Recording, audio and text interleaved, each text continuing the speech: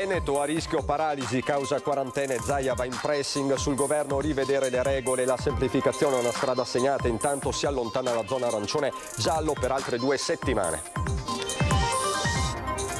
In corso la trattativa tra Regioni, Governo e CTS, a rappresentare il Veneto Francesca Russo, il tracciamento con la situazione attuale è inutile, dice concentriamoci sui soggetti più fragili. L'attacco hacker all'Ulsa Seugane alla Procura di Venezia individua i pirati del web e sequestra un dominio uzbeko, per il direttore generale Fortuna, operazione tempestiva. Operazione della Guardia di Finanza nella Marca, Spresiano, confiscati beni e una villa abusiva ad un capo clan di origini rom per un valore di 1.200.000 euro, non aveva mai lavorato. In Veneto l'inaugurazione del nuovo anno giudiziario sarà nuovamente scandita da un'emergenza d'organico per la quale non si riesce a trovare risposta, manca il 33% del personale. In vigore da oggi l'obbligo di Green Pass per accedere nei saloni di parrucchieri ed estetisti, per gli operatori ulteriore precauzione, utile uscire dalla pandemia. Emergenza boschiva nel post Vaia nel comune di Seren del Grappa, recuperati oltre 10.000 metri cubi di legname, ma il bostrico sta mettendo a rischio gran parte del patrimonio forestale. Calcio, sale il numero di positivi all'interno del gruppo della prima squadra del Venezia, dopo l'ultimo giro di tamponi 15 tra giocatori e staff sono risultati contagiati. Il match a San Siro è in bilico.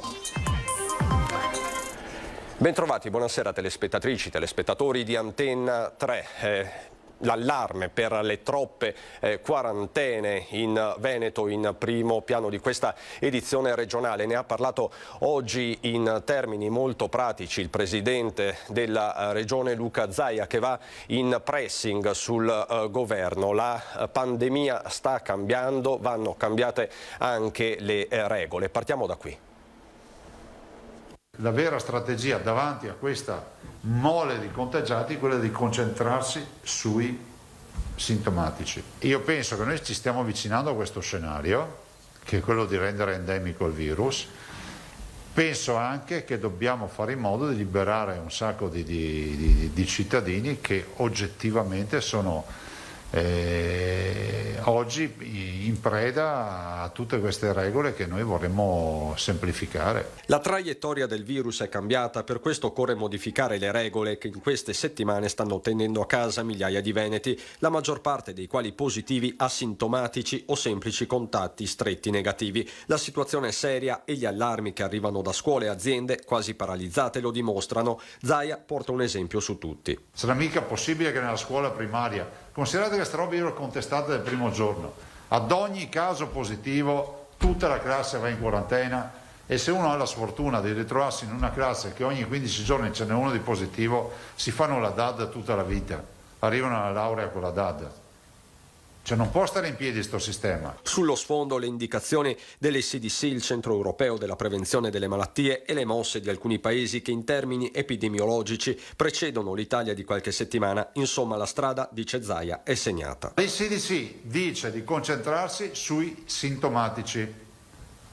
Allora qualcuno dice ma la Gran Bretagna ha fatto una grande rivoluzione. Non sta facendo altro che quello che è un percorso che l'ECDC ha già segnato. Flessibilità invocata da buona parte dei presidenti di regione, alcuni dei quali si sono già mossi su un tema specifico ma cruciale, con Zaia che sembra concedere ancora un po' di tempo al Ministero. Altre regioni hanno deciso solo uno strappo, nel senso di andare in farmacia e di portare il fine isolamento in farmacia con il tampone di prima generazione. Ci sono delle regioni che l'hanno fatto.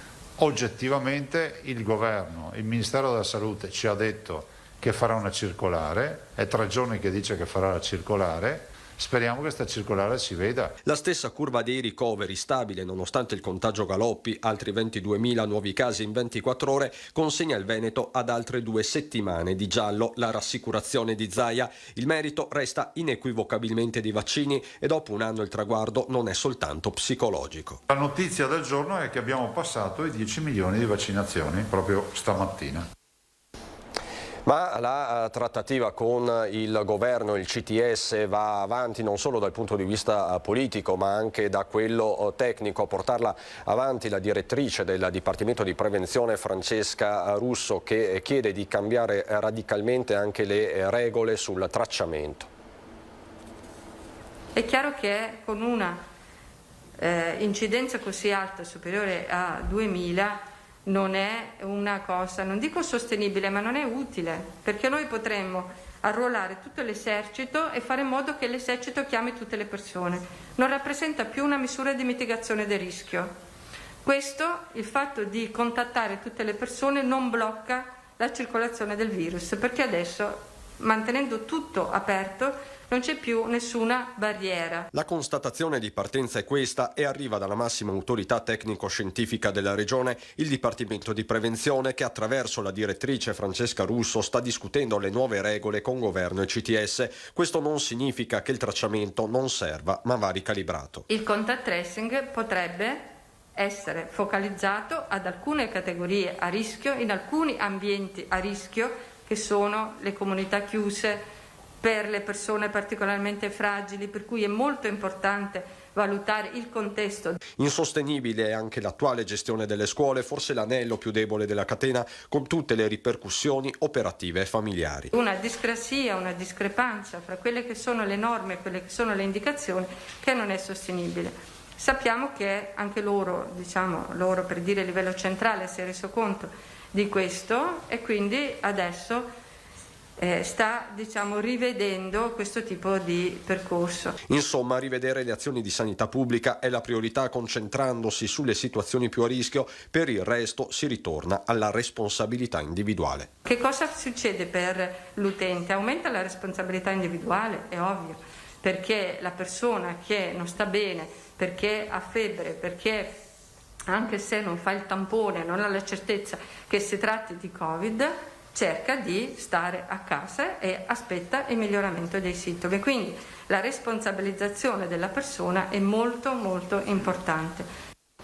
Insomma, parole molto nette da parte di Francesca Russo, e sta diventando un caso politico la vicenda di Maristella Scarmignan, casalinga di 56 anni che a Ospedaletto Uganeo ha soccorso un motociclista volato dentro il fossato davanti alla sua abitazione. Per questa prontezza però Scarmignan è stata condannata a 2 mesi di arresto, pena sostituita da una multa di 4.500 euro. La 56enne era uscita di casa infatti mentre era in quarantena. Ma stiamo scherzando? Se non cancellano questa multa assurda, piuttosto gliela paghiamo noi. Ha twittato da poco, poi l'ha condiviso anche su Instagram, il messaggio il leader della Lega Matteo Salvini. Quindi infiamma il dibattito sulle quarantene e la cronaca viene anche in soccorso da questo punto di vista. E a proposito di cronaca legata ai temi della pandemia, ritorniamo a parlare dell'attacco hacker all'ULSS 6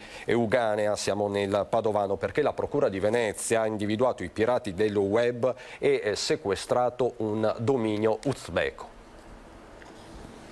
Una svolta quella che riguarda l'attacco hacker consumato ai danni dell'ULSS 6 Euganea. La Procura di Venezia ha infatti sequestrato un sito web contenente i dati diffusi dai pirati informatici firmatisi Lockbit 2.0 che hanno hackerato i dati dell'ULSS 6 Euganea rendendoli inutilizzabili dopo che erano in parte stati pubblicati sul dark web.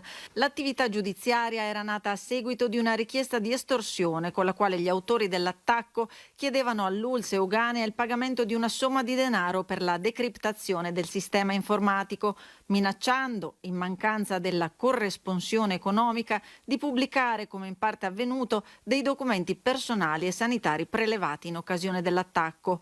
Poco dopo lo scadere del termine, 2 giorni fa, per il pagamento, gli hacker hanno pubblicato parte dei dati e la polizia postale è riuscita a risalire la fonte bloccandola. Si tratta di un attacco riconducibile ad un dominio uzbeko. Il provvedimento è stato eseguito dalla polizia postale che lo ha notificato a tutti gli internet service provider italiani che hanno così inibito l'accesso ai contenuti. Risultato raggiunto in tempi celeri e questo fa ben sperare a tutela dei cittadini padovani e dell'azienda sociosanitaria, ha commentato il direttore generale ULSS 6 Paolo Fortuna, che ha ribadito La nostra ferma volontà è stata sempre quella di non dialogare con i criminali e la tempestività dell'operazione disposta dalla Procura e la sua concreta esecuzione dimostra che l'attenzione è sempre alta, sia nei confronti di chi ci ha attaccato che di tutti coloro che cercano di arrivare a quei dati per procurarci un danno. Non possiamo abbassare la guardia e continueremo a garantire assistenza ai nostri utenti. I temi della giustizia in Veneto, l'inaugurazione del nuovo anno giudiziario sarà scandita da un'altra emergenza, quella del personale, problema che resta cronico soprattutto a Venezia e Treviso. Parlo della Procura Generale di Venezia. Noi abbiamo una scopertura di personale amministrativo che è dell'ordine del 50% e del personale di magistratura attualmente del 27%, ma in aprile potrebbe diventare del 45%, il che significa che bisogna lavorare il doppio. Nuovo anno, vecchi problemi sul fronte della giustizia. Anche l'anno giudiziario 2022 sarà infatti all'insegna di un'emergenza d'organico che oramai è diventata strutturale, ma non per questo meno grave. A Venezia lo dice il procuratore generale Federico Prato e lo ribadisce il presidente reggente della Corte d'Appello Carlo Citterio dalla sede di Palazzo Cavalli. I concorsi ci sono, ma chi li vince non sceglie Venezia come sede perché è scomoda e costosa. Pur col 33% di personale in meno, la Corte d'Appello è comunque riuscita in un anno a far scendere i giudizi pendenti da 13.575 a 12.277 nel penale e da 9.785 a 7.618 nel civile. So che è stato fatto presente la richiesta di avere un'indennità integrativa per il personale amministrativo che sia collegata alla specialità della città di Venezia. Certo, problemi di organico si registrano anche altrove, particolarmente gravi nella procura di Treviso, ad esempio, con scoperture del 50% nelle varie qualifiche. La magistratura veneta, peraltro, si trova ad affrontare una mole di procedimenti particolarmente impegnativi, processi per il crack delle banche popolari o per inquinamento da FAS, processi per mafia, 'ndrangheta e camorra o per spaccio internazionale di droga. Ci sono ipotesi nuove, tutti i reati commessi sul web sono nuovi, anche questi due fatti delle due banche venete sono abbastanza senza precedenti e quindi direi che ci sono fatti nuovi significativi. Poi c'è questa presenza del crimine organizzato in Veneto che una volta, quando ero giovane magistrato, esisteva, però non in queste dimensioni. E un episodio significativo è stato registrato proprio nel Trevigiano a Spresiano con la confisca, pensate addirittura, di una villa. 1,2 milioni di euro confiscati ad un capo clan di origini rom. Il blitz della Guardia di Finanza di Treviso è scattato qualche giorno fa. L'uomo da tempo era nel mirino delle forze dell'ordine. Dopo mesi di indagini, gli uomini delle Fiamme Gialle hanno eseguito un decreto emesso dalla Procura di Venezia. Sigilli alla villa nel comune di Spresiano, dove abita assieme alla famiglia. Si tratta di un immobile abusivo di circa 300 metri quadri del valore di 450.000 euro. Abitazione, oggetto fra l'altro di un'ordinanza di demolizione da parte del comune. Per quanto riguarda la parte urbanistica, il comune è competente e quindi adesso bisognerà aspettare intanto, sicuramente ci sarà un ricorso e vedremo come continueranno le cose. All'uomo sono stati sequestrati anche 686.000 euro tra saldi di conto corrente, polizze assicurative, titoli azionari e libretti di risparmio. Non solo, ma in una cassetta di sicurezza gli investigatori hanno trovato e confiscato anche 2 chili di gioielli tra bracciali, anelli, collane e monete per un valore di 40.000 euro. La procura, fra l'altro, ha disposto per la durata di 2 anni nei confronti dell'uomo la misura di prevenzione personale consistente nella sorveglianza speciale di pubblica sicurezza con obbligo di soggiorno nel comune di residenza. Io l'ho sempre detto, sono dell'opinione che se uno commette un reato e il reato è effettivo, è giusto che vi sia una condanna. È chiaro che fino a prova contraria non si possono fare supposizioni. Ecco. I provvedimenti fanno seguito a indagini patrimoniali delegate alla Guardia di Finanza di Treviso, grazie alle quali è stato possibile evidenziare una palese sproporzione tra il suo patrimonio e la circostanza che egli non abbia mai svolto alcuna attività economica o percepito alcun reddito.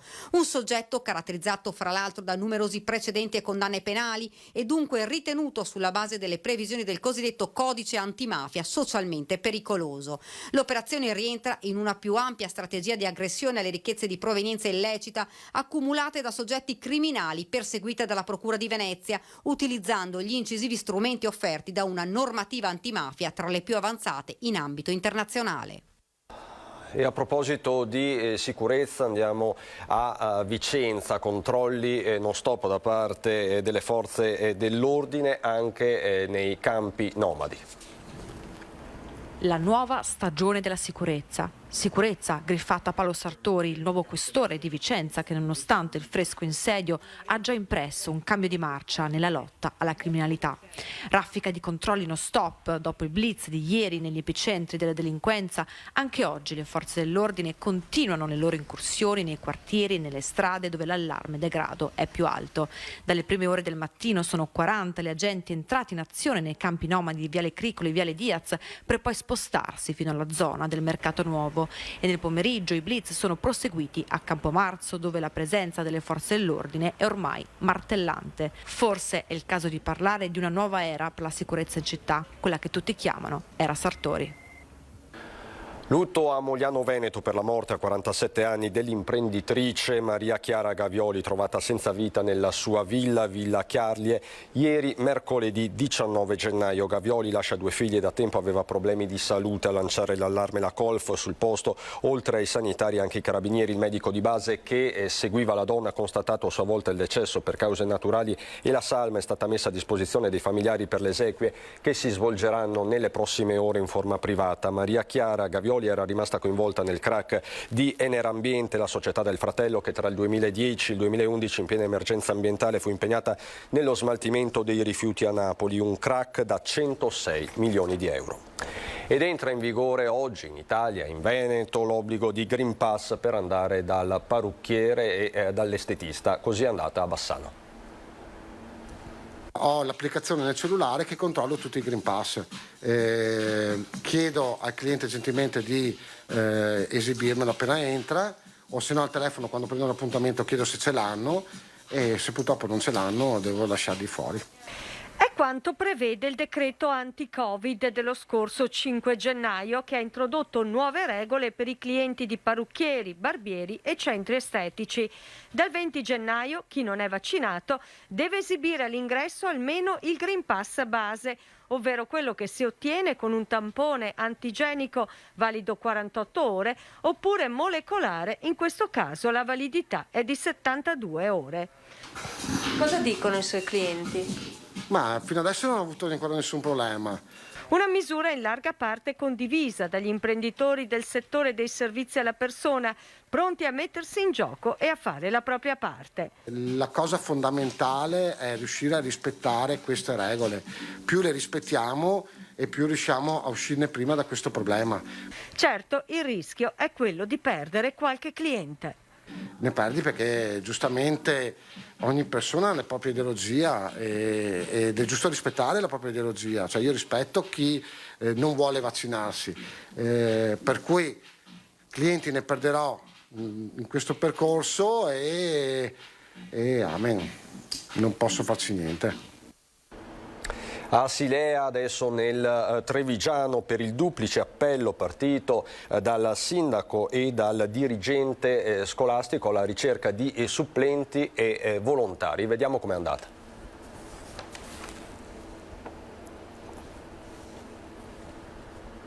Arriva subito.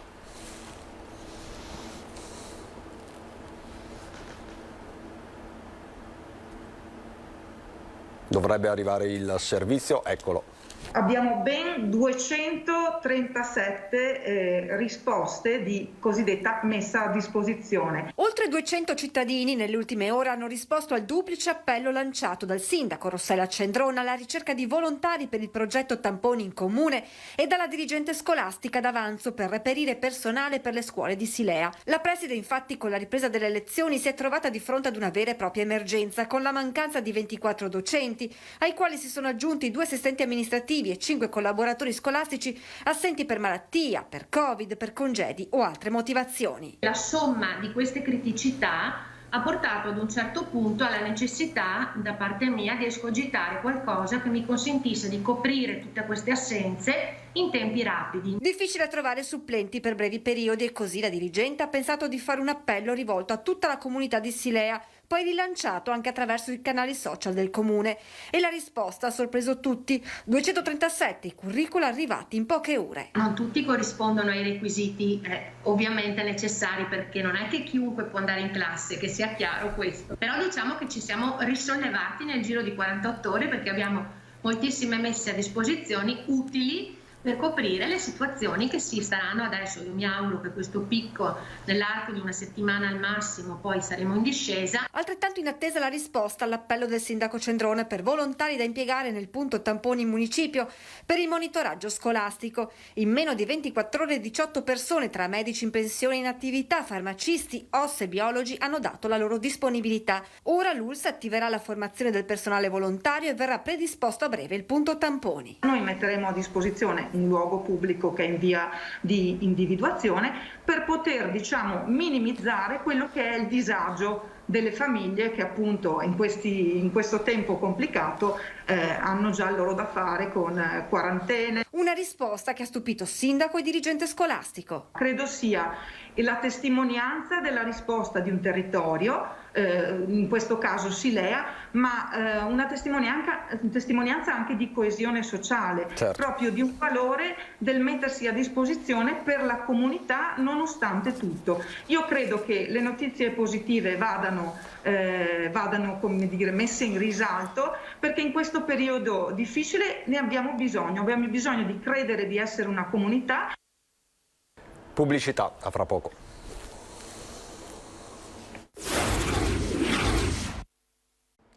Di nuovo in diretta per andare nei boschi della Valle di Serena, siamo nel Bellunese per parlare di un allarme, l'allarme bostrico.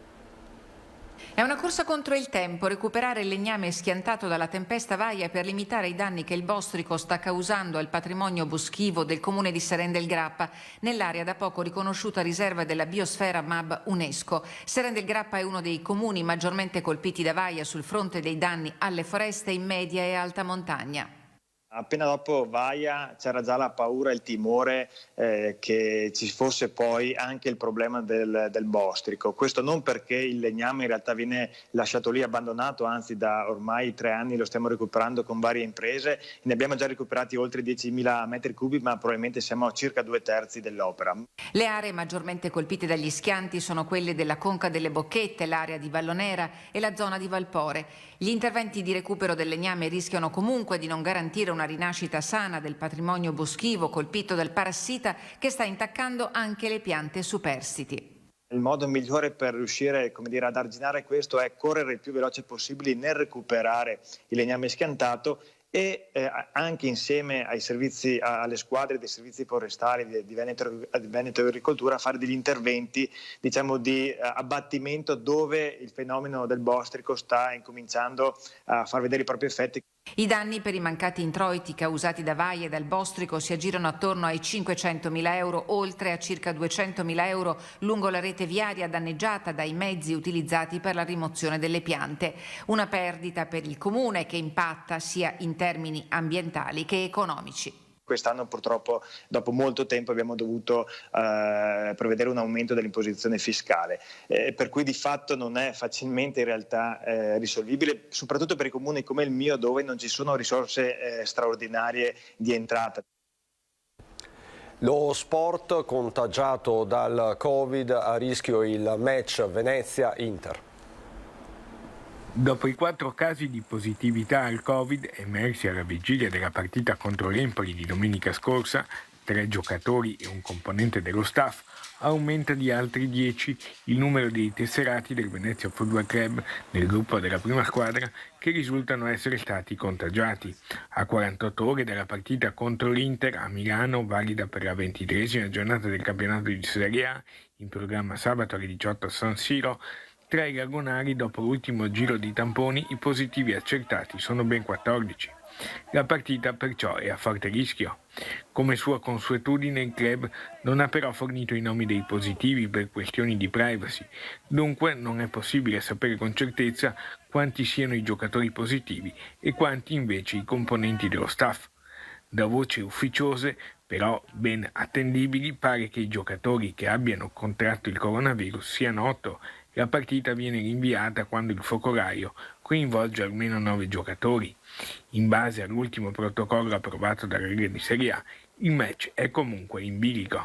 Teoricamente, se i positivi fossero davvero solo 8, si dovrebbe scendere in campo, ma come abbiamo visto, il virus con la variante Omicron si diffonde assai rapidamente. In tutto ciò, la squadra dovrebbe partire domani pomeriggio per Milano per giocare contro la capolista Inter. Cosa accadrà?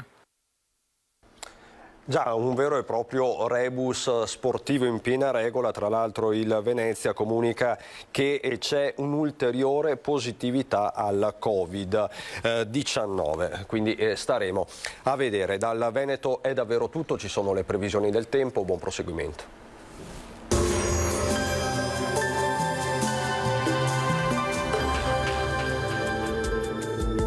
Bentrovati al meteo. Pressione atmosferica in aumento, ma irrompono venti freddi dalla Russia. L'Italia si troverà nelle zone di confine, dunque il tempo sarà stabile. Il dettaglio di venerdì 21 gennaio. Sul Veneto cielo in prevalenza sereno, salvo possibili locali annuvolamenti sui settori montani. Non si esclude anche qualche locale riduzione della visibilità nelle ore più fredde in pianura, specie sui settori più meridionali della nostra regione. In pianura venti moderati, a tratti tesi dai quadranti orientali, in attenuazione nel corso del pomeriggio. Diamo uno sguardo alle temperature che saranno in calo per quanto riguarda le minime, con gelate piuttosto diffuse, massime sui 3-7 gradi. Spostiamoci ora sul Friuli Venezia Giulia, anche qui avremo, come vediamo, un ampio soleggiamento, il cielo sarà sereno o velato e non sono previste piogge. Temperature minime tra -3 e 0 gradi, massime sui 5-7 gradi. Infine diamo uno sguardo alla situazione del Trentino Alto Adige, dove anche qui sarà piuttosto soleggiato, il cielo sarà sgombro da nubi, neve a bassa quota sui confini alpini. Temperature minime intorno ai -2 gradi, massime sui 5 all'incirca. Dal meteo di Antena 3 per ora è tutto, arrivederci al prossimo aggiornamento.